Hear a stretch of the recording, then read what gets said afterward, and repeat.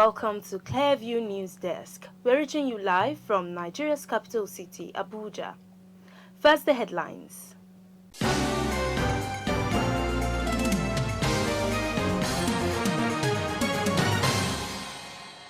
Dreaded terror kingpin Bello Turji on the run as troops kill son, scores of other terrorists in Zamfara. Lifeless body of unidentified young lady found behind a building causes panic in NASWA State Polytechnic community. Fire outbreak claims 8 lives, injures 7 others at retirement home in Serbian capital Belgrade.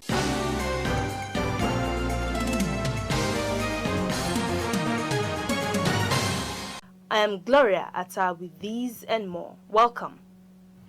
Dreaded terror kingpin Bello Turji is currently on the run as troops of Operation Fansanyama said it had killed scores of terrorists, including the son of the wanted terrorist, during a raid in Zamfara. A statement issued by the Director Defense Media Operations of the Armed Forces, Major General Edward Buba, on Sunday, said the feat was achieved during a coordinated operation between troops of Operation Fansanyama as well as the air component, who conducted clearance operations along Shinkafi, Kagara, Fakai, Moriki, Maiwa, and Chindo axes. The statement further said the operations killed scores of terrorists, including notorious terrorist leader Bello Turji's son, on Fakai High Ground, where the terrorists were hiding. The military statement comes after news of his son's and loyalist deaths circulated in the Arewa community on X, leaving most of the posters excited.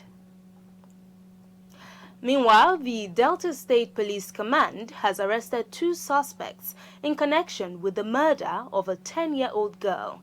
This was disclosed in a statement released this Monday by the Delta State Police Public Relations Officer, SP Bright Edafe, via his account on X, formerly Twitter. According to Edafe, the boyfriend of the girl deceived one of the triplets, who is a sister to his girlfriend, and took her to meet 2 unknown men, where they used a machete to kill the little girl, who is 10 years old. I am SP Edafe Bright, and this is Delta State Police Command. Today we will be interviewing 2 suspects, and what they did is sad, especially the male one among them. They are both boyfriends and girlfriends, as the popular saying. We know what it is all about. The lady has triplets. She didn't give birth to them, but they are all of same parents. Triplets, 10 years old. The boy came to her and said, "Please, these your sisters. Can you give me one of them? I want to use them for something." She declined, but did not raise alarm. She did not report to either her parents or community or the police. Later that same day, one of the child went missing. They are both all females. One of them went missing. When they started looking for this child, that was when the girlfriend now realized that, but this guy said he wanted to use one of my sisters. She now raised alarm, told her parents, who informed the community, and they went and looked for this guy and arrested him. It was at the point of, you can see he had a little amount of jungle justice method on him. That was when he now confessed that he took the child to 2 boys whom he does not even know their name, their address, or whatever. He does not know them, but they only approached him and offered to pay him either 200,000 or 300,000. He's going to tell us. They have not even given him the money. He took the child and went to them. They used machete on this baby, killed the baby. Up to this very moment, we can't even find the remains of the baby.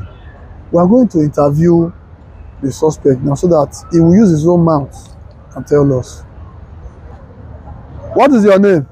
Precious. Huh? Precious. Okay, how old are you? 20 years. Okay, do you know, you said you approached your girlfriend that she should give you one of her sisters. Yes. The one so what, when you told her, what did she tell you? When I told her, she now walk with me. She said what? Now walk with me. She walk with me. You speak in English. When you tell her, okay, she can't waka leave you. Yes. Okay, so when she come waka leave you, wetin you come do? I can't go back again. I can't go tell her. You come go tell who? Uh, Tell who? important. She gree abi she no gree? Yes. She come say make you carry the pikin. Yes. Na she come agree say make you carry the girl. Yes. That is not the issue now, because according to her, she say she no tell you to carry am. So so when you for come see the pikin carry? I say a guy to go and carry it. I no say make you speak English. Use the English wey you sabi speak take talk. Where you see the pikin carry? I said guy go call her. Okay, you send guy go call am. Yes. Who be guy? Na person name? Yes. Okay, so when you call her, the pikin come. Yes. So when you come, wetin you come do? I can't carry give the 2 boys. Carry the pikin go where? Give the 2 boys. 2 boys. Where you for meet the 2 boys? For our Owakpo na where? For Sokoro. for village. Your village na where? Ohuakpo.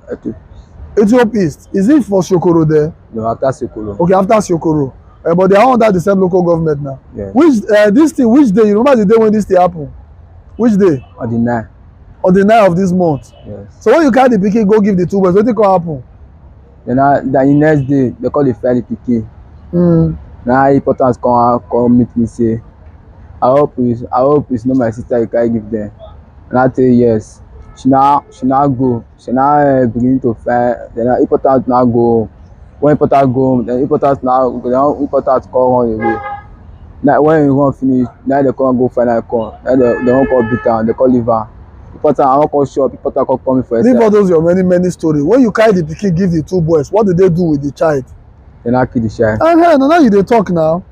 So they can't kill the child. When did they kill the child? Cutlass. Cutlass. You see when they use the cutlass? Yes. You were there when they kill am. Yes. So how you feel when they kill the pikin? I feel pain. You feel pain. So where the pikin body dey now? Yeah, Ohuakpo. E dey Okwakpo. You don see the dead body abi they carry the pikin go? No. Eh? Bury am. They bury am. Where they bury am? Ohuakpo. Okwakpo. Okay. So what be your name again? Precious. Precious. Not you want if you want make camera show your face now. You sabi o. Okay. Okay. You how old are you? 20 years. 20 years. Okay. And you say na your girlfriend be this? Yes. Okay. No. Similarly, Ombi One community of Nasarawa State Polytechnic, Lafia, have been thrown into panic after a young, yet-to-be-identified lady was found lifeless and dumped in the community. The incident occurs a week after an acclaimed gospel singer killed and dismembered his girlfriend, Salome Adaidu, in the state. The area, dominated by hoodlums disguising themselves as students of the State Polytechnic located in Ombi 1, has turned into a hideout. Investigations reveal that the lady was brutally murdered in cold blood, her body dragged from a junction and dumped behind a compound, where it was later discovered in the morning. According to the area command, the police have commenced an investigation into the matter as no one has come forward to identify the deceased. Now, the Ogun State Police Command says it has begun a manhunt for the suspected killer of a prophet from the Celestial Church of Christ's Hebrew Parish, Yomi Adetula, who was shot dead during a church service in Idiroko, Ogun State. A statement by the spokesperson for the State Police Command, Omolola Odutola, stated that the pastor was shot dead on Sunday morning. According to the PPRO, the pastor's white celestial church garment was stained with crimson and his body was riddled with bullets when detectives arrived at the scene. Odutola added that despite the pastor's visible wounds, preliminary inspection indicated that the assailants took further steps to ensure the victim's demise by brutally hacking his head with an axe. Now, a fire outbreak has claimed the lives of 8 people and injured 7 others early Monday at a retirement home on the outskirts of the Serbian capital, Belgrade. According to Luka Kosic, a police officer overseeing the emergency response, around 30 people were inside when the fire broke out at 3:30 a.m. Kosic said the blaze was extinguished by firefighters who acted quickly despite the facility's location in a remote area. Still on the foreign scene, Israel has reportedly released 90 Palestinian prisoners this Monday after Hamas handed over 3 Israeli hostages, completing the first exchange under a long-awaited truce aimed at ending more than 15 months of war in Gaza. As the ceasefire took effect on Sunday morning, thousands of displaced, war-weary Palestinians set off across the devastated Gaza Strip to return home. It was gathered that the initial 42-day truce was brokered by Qatari, US, and Egyptian mediators. The war's only previous truce for 1 week in November 2023 also saw the release of hostages held by militants in exchange for Palestinian prisoners. Recall that the Hamas's October 7 attack, the deadliest in Israel's history, resulted in the deaths of 1,210 people, mostly civilians, according to an AFP tally of Israeli official figures. Of the 251 people taken hostage, 91 are still in Gaza, including 34 the Israeli military says are dead. The Human Rights Writers Association of Nigeria, HURA, has strongly criticized what it describes as the sustained and baseless vilification of the former Minister of Petroleum Resources, Dezani Alison Madueke, calling for fairness and a commitment to the rule of law. HURA's national coordinator, Emmanuel Onwubiko, who made this known at a press conference in Abuja, expressed dismay over the continuous use of the term Dezani loot to describe assets and funds reportedly recovered in cases entirely unrelated to her, alleging that such narratives are part of a deliberate campaign of misinformation and prejudice. Clever News, Imefono Kon has the details. Public records confirmed that the yacht belonged to a businessman, Kola Lugo, who reportedly voluntarily forfeited it as a part of a settlement. Mrs. Alison Madueke has denied any association with the yacht. She stated that she neither owned nor used it. The attempt to link her to that yacht, as long as the facts that are available to us are as baseless and malicious as it could be. Labeling the funds recovered from the yacht sale as Dezani loot is a misleading and unfounded narrative. Since October 2015, Alison Madueke has reportedly been under investigation by the UK authorities in collaboration with the Nigerian government. Following the recent allegations against the former minister, Oriwa alleged that Alison Madueke had no direct involvement in the negotiation or selection of the Strategic Alliance Agreement, as a role as the Minister of Petroleum Resources was limited to appending a statutory approval after due diligence by the NNPC. Strategic Alliance Agreement (SSS) between the Nigerian NNPC and Atlantic Energy, often cited to implicate former Minister of Petroleum in corruption. They were adjudged, these agreements were adjudged as valid by the Federal High Court in Abuja. The records are there.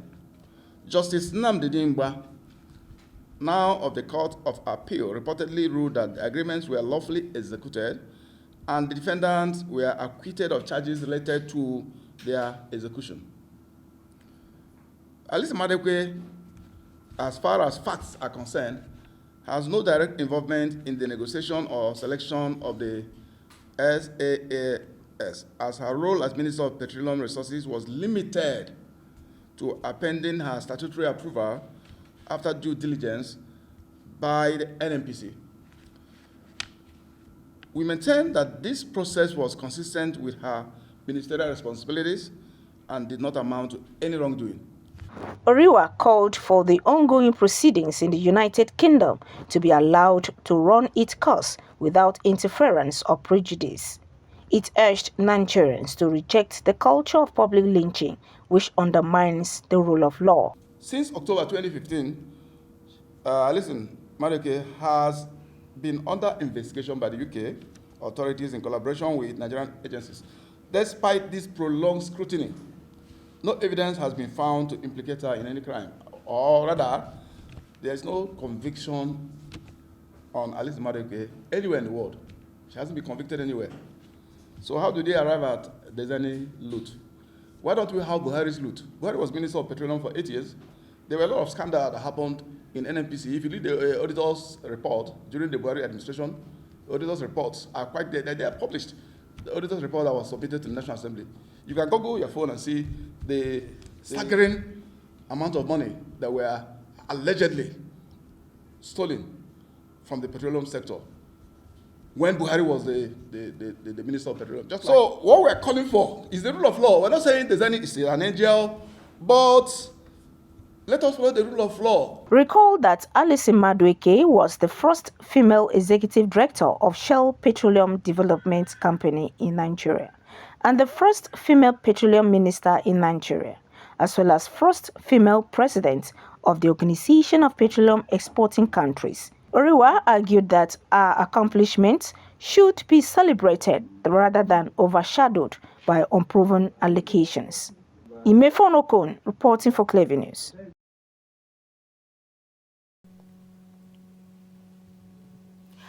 If you're just joining us, you're watching the news on Clearview News Desk. We will be back after this break. Stay with us.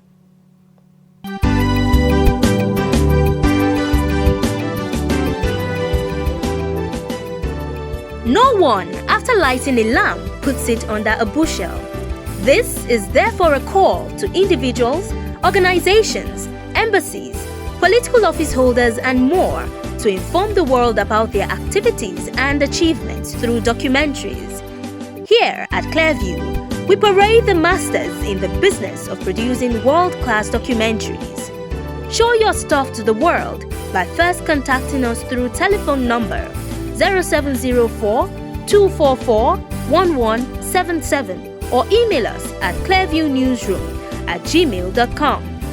Watch Clearview News at 7 p.m. daily, Monday to Friday on MITV, channel 255, DSTV, and on our YouTube and Facebook pages. Clearview News Desk. We clear the view, one time and for all time. You're welcome back. There is no doubt that men face a lot of complex issues in their day-to-day lives as they try to meet up the high expectations placed on them by society. It is rather unfortunate that many of them struggle to open up about their everyday struggle and challenges they face. In this special report, Clearview's correspondent was on the street of Abuja to hear from men themselves about the biggest challenges they face in society and how these challenges impact their mental health. In the society where men are expected to be the primary breadwinners, economic and financial challenges can be a significant source that leads to the increased stress, anxiety, and depression, which could affect their mental health. Men are often expected to be the pillar of strength in their family and communities. As a man, there are a lot of challenges we face on a daily basis, especially when it seems you are the breadwinner of the family.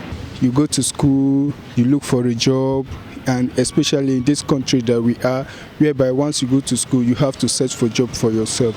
Going up and down, it somehow it affects the brain psychologically. So many men out there, they are passing through psychological problem because of so many things they are carrying, family issues, and also facing the challenges in the country as a whole. As a man, once you are born, from the age of 1 to 18, your parents take care of you. But after 18, you keep struggling. Some even struggling from birth. When they are being born, they struggle from birth. And one, you have to struggle for yourself and to cater for the need of others.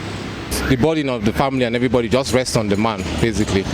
So everybody expects us to live up to their financial expectations or demands, no matter what the cost is. I believe that's one of the most difficult situations and burdens that we as men face in the society. We have so many responsibilities to take care of, even within your vicinity, within your environment. There are many challenges. There's no how you not think about what to do and what next to do. And before you know, your BP may actually rise, which you can't control by thinking. You may think, how do I solve this solution? How do I do this? How do I take care of these bills? So before you know, it will affect your mental health one way or the other. Definitely you will think. By the time you don't have money, definitely you will think. And this time around, they are not productive thinking. You are more or less stressing your brain, you know, except if you now go beyond just stressing, disturbing your brain, you now take it, you know, beyond the stressful thinking to productive thinking. Because definitely you can't be stressing yourself, disturbing yourself, money will not come. It is when you are productive, you are thinking, and you are thinking right. You can, okay, these are the things I have the potential of doing. I'm able to do this, so now I can reach out to this person, I can reach out to that person.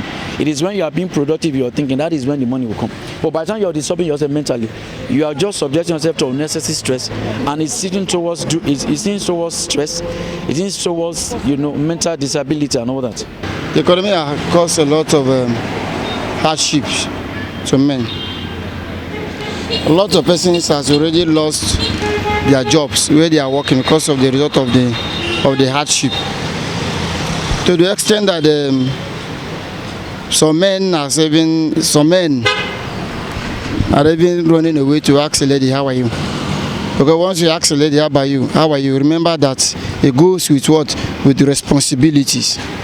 And when you don't have money, at least to support her, to take care of her challenges or to support her. So there is no need of going close to a lady. We have many of challenges, more especially this increase of fuel that appear every corner of life. No money, no food, everything expensive. My salary don't satisfy me, more especially in my family. Many of them fear to open up about their struggles due to societal expectation and fear of being judged or seen as weak. The inability for us to share our troubles, because in the society you're deemed as weak if you start talking about what it is that is bugging you. As a man, you are expected to, you know, shoulder those responsibilities no matter how difficult they are, and you're also expected to not cry out.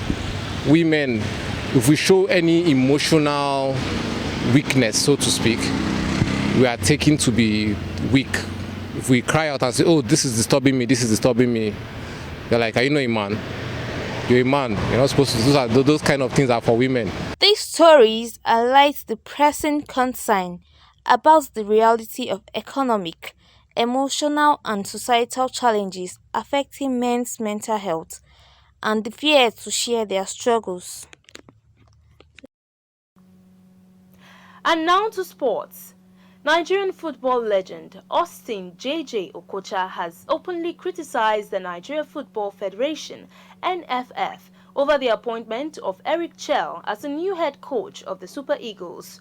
Okocha has been vocal about his disapproval of Chell's hiring, arguing that constant changes in coaching personnel and political interference in football administration are damaging to Nigeria's chances of winning trophies. Okocha further said the Super Eagles may not win any trophy until the current NFF officials are dissolved or reformed. He further urged the NFF to appoint new officials who know more about football and whose lifestyles represent football. Meanwhile, some NFF officials, including his former teammate Victor Ikpebe, a key figure in the technical committee that recommended Chell's appointment, thereby criticizing Okocha and fellow ex-international Kanu Nwankwo for questioning the committee's decision. However, despite the backlash, Okocha remains defiant, stating that he has no regrets about his comments, adding that he will never apologize to NFF. Still talking sports, Erling Haaland has signed a new long-term contract with Manchester City, committing his future to the club until the summer of 2034.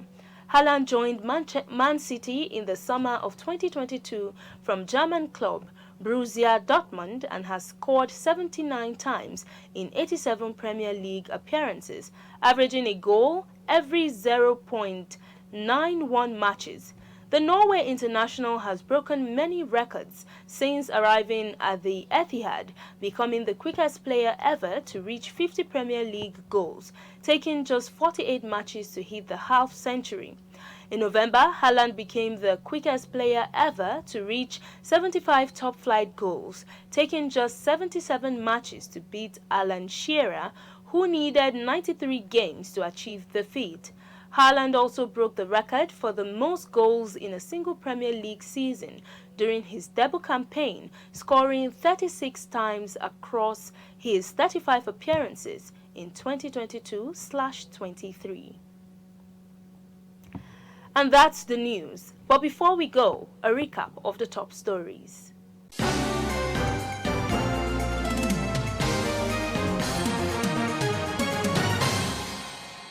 Dreaded terror kingpin Bello Turji is currently on the run as troops of Operation Fansan Yamma said it had killed scores of terrorists, including the son of the wanted terrorist, during a raid in Zamfara.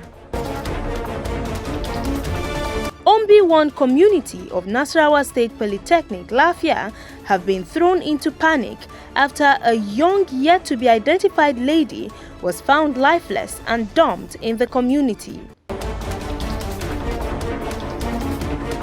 A fire outbreak has claimed the lives of 8 people and injured 7 others early Monday at a retirement home on the outskirts of the Serbian capital, Belgrade.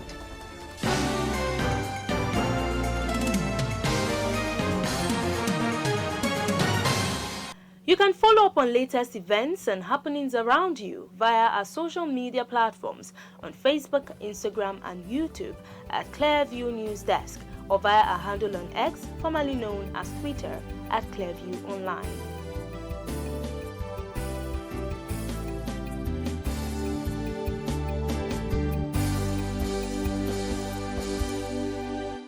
Many thanks for joining us. I am Gloria Atta. Bye for now.